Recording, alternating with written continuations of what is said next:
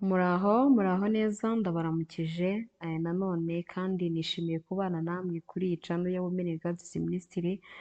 Ni ijambo ry'Imana uyu munsi turi busange mu migani ibice 23, kandi mbanje guha ikaze abantu bashyashya bageze hano aribwo bwa mbere bakunda ijambo ry'Imana. Imana ibaha umugisha kuko muzagumana natwe.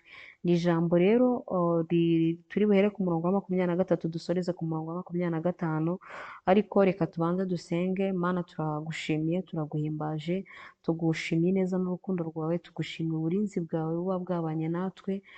Icyubahiro gikomeze kuba icyawe. Tugushimiye umwanya n'aya masaha rero kutwemere tukaba tugiye gufungura Bibiliya yera. Mana, tuvuga ijambo ryahumetswe nawe, ndakwinginze ngo ntiridusige uko ridusanze, ahubwo umwuka wawe wera abane natwe muri byose, atwigishe kandi kuko ari we ushinzwe gutegura umugeni kugira ngo azagere i Siyoni amahoro, akomeze kudutegura tukiri muri uru rugendo. Urakoze Mwami, tubisabye duciye bugufi mu izina rya Yesu, amen.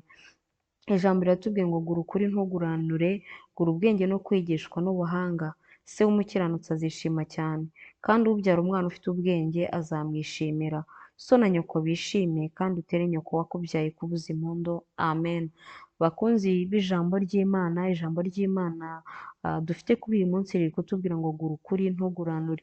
Ijambo ry'Imana ryaratubwiye ngo kubaha Uwiteka nibwo bwenge, ngo kandi kuva mu byaha niko kujijuka. Ukuri rero nako ni ijambo ry'Imana, kuko Yesu hari aho yavuze ngo ubezeshe ukuri, ngo kandi ukuri ni ijambo ryawe.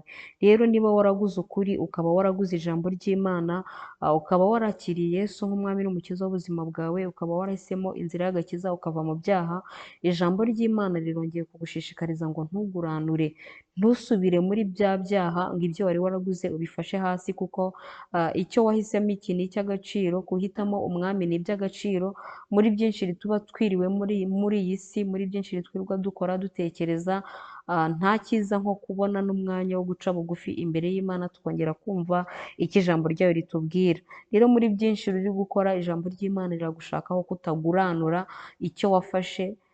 Inzira y'umusaraba wafashe wiyiguranura, inzira y'agakiza wahisemo wiyiguranura, ngo nukora gutyo se w'umukiranutsi azishima, kandi ubyara umwana ufite ubwenge azamwishimira. Se w'umukiranutsi nta wundi ni Data wa twese mwiza, ni Imana yaturemye, ni Imana idukunda, ni Imana iturwanira intambara z'uburyo bwose, izo tuzi ndetse n'izo tutazi.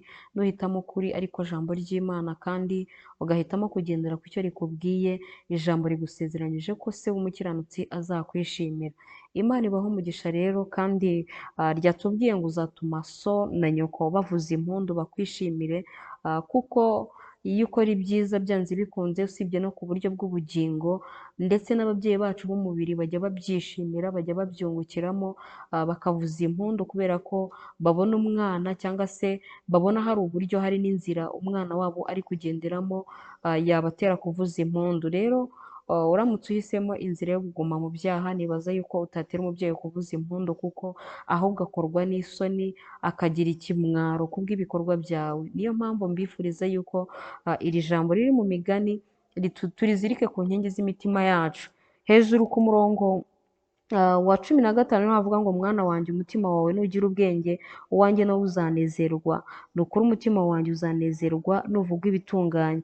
Ntugakundire umutima wawe kwifuza iby'abanyabyaha, ahubwo uhore Uwiteka burinde bwira, kuko hariho ingororano koko, kandi ibyiringiro byawe ntibizakurwaho, amen. Ijambo ry'Imana rikomeza ridusezeranya yuko nukomeza ugakora ibyiza, hariho ibyiringiro yuko ingororano, hariho ibyiringiro by'uko hari ingororano uzakira, kandi ibyo wiringiye ku Mana, ibyo wasabye ku Mana, icyo cyizere cyawe ntabwo kizagenda ubusa, ntabwo kizahera ubusa, ahubwo Imana izasohoza ibyo wayisabye, kubera yuko nayo ikwitegereje igasanga umutima wawe wagize ubwenge, kandi unezeza umutima w'Imana, ndetse uvuga ibitunganye nk'uko ijambo ry'Imana ribitubwiye. Rero ntimugakundire imitima yanyu, nanjye nibwira ko yakwifuza iby'abanyamahanga, ahubwo ngo duhore twubaha Uwiteka burinde bwira. Ndabakunda rero, tuzakomeze kubona mu ijambo ry'Imana ry'ubutaha. Bye bye, murakoze.